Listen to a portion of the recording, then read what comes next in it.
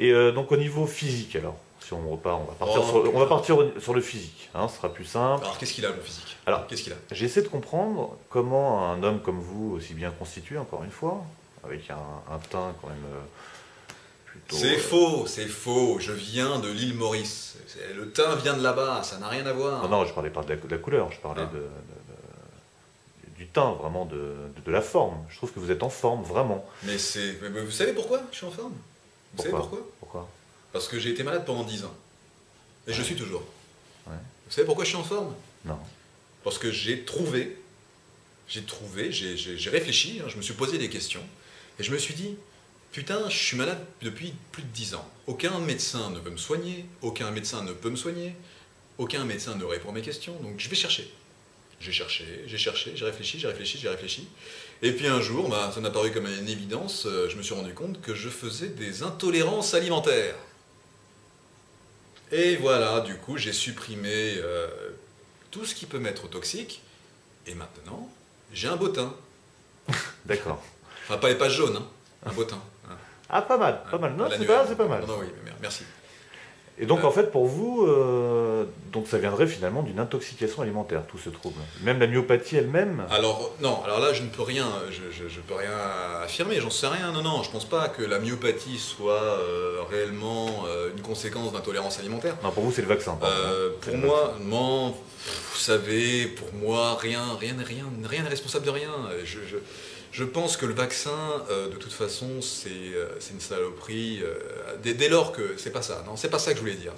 Et vous l'avez dit quand même. Non, je l'ai dit, mais dès lors qu'on vous injecte dans le muscle un peu d'aluminium, avec une seringue, hein, parce que bon, c'est le principe du vaccin. Hein, il y a une petite aiguille comme ça, qui traverse la peau, qui va dans le muscle, et on laisse quelques milligrammes d'un petit produit dedans. Et dans ces milligrammes, il y a de l'aluminium aussi. Alors, à partir du moment où vous avez de l'aluminium, qui n'est pas évacué par l'organisme, qui reste là, il faut se poser la question, sachant que l'aluminium est neurotoxique, il faut se poser la question de savoir, mais qu'est-ce que ça peut faire après dans l'organisme? Qu'est-ce que ça peut avoir comme conséquence? Mais enfin, Tiger, je veux dire, vous parlez de quel vaccin déjà? Contre l'hépatite, c'est ça? Oh, il y en a plusieurs, mais oui, si vous voulez, on peut se concentrer sur le vaccin anti-hépatite B, oui. Des millions de personnes ont été vaccinées. Oui, c'est vrai. Des millions de personnes ont reçu ce vaccin. Oui, c'est vrai. Donc, comment vous expliquez le fait que ça touche, affecte une minorité de personnes alors? Alors, qui vous a parlé de minorité?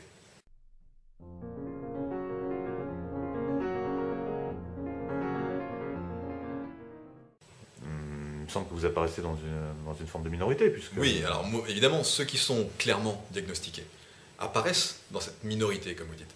Mais il existe un tas de personnes qui souffrent en silence de pathologies diverses, pathologies variées, sur lesquelles personne ne souhaite réfléchir. Pourquoi? Parce que ces gens-là, à un moment donné, ils sont allés voir leur médecin, ils ont décrit leurs troubles, donc c'est des symptômes assez récurrents.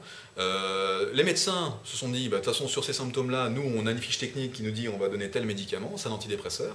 Donc ces personnes-là ont été malheureusement sous-diagnostiquées et vivent tous les jours avec un tas de médicaments compensateurs, je vais dire, pour pouvoir soulager, et je dis bien soulager uniquement leurs symptômes.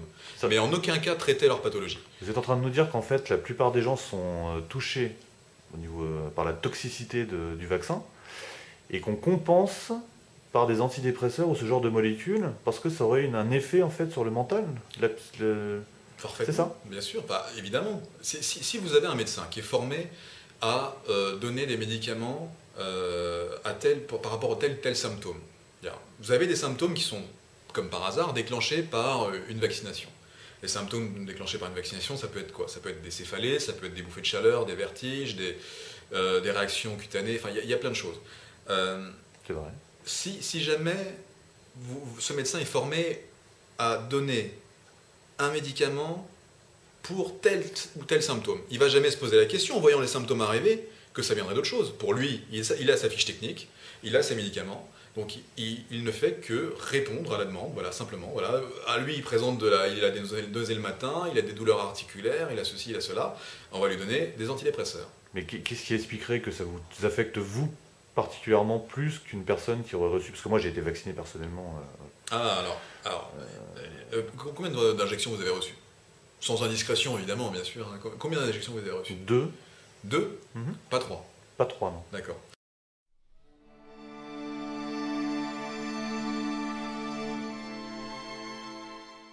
Alors, c'est un truc qui est assez marrant, parce que moi, je vais vous le dire, j'ai quelques personnes dans mon entourage à qui je ne dis rien, parce que je passerai encore pour un affabulateur. Ces personnes-là, c'est assez curieux, elles font des intolérances alimentaires. Je le sais, je le devine, je sais comment, pas diagnostiquer, parce que je ne suis pas médecin, mais je le vois très très vite quand une personne fait des intolérances alimentaires. Ces personnes-là donc souffrent de pathologies diverses et variées, pas très graves, on va dire qu'elles sont bénignes. Mais elles souffrent. Elles sont fatiguées, elles ont moins en moins envie d'aller au travail, elles sont de plus en plus contraintes de moins faire de choses, on va dire, sans être handicapées ou quoi que ce soit. Et bien, quand vous observez, je me suis permis, je sais que c'est pas bien, mais quand on regarde dans le carnet de santé vaccination, on s'aperçoit curieusement que ces gens-là ont reçu au moins 3 injections de ce vaccin. Enfin, Tiger, ce que vous dites, ça devrait être corroboré par des thèses médicales, des doctrines, non? Enfin, vous affirmez ça comme oui, presque une vérité? Non, mais j'affirme rien. Je vous dis qu'à ma connaissance, on reçu 3 injections cumulées de vaccins contenant de l'aluminium. Donc c'est marrant comme hasard. C'est assez marrant. Mais les médecins en pensent quoi de ça? Vous en avez parlé, j'imagine. Bien sûr, mais qu'est-ce que les médecins vont dire? Ils vont vous dire que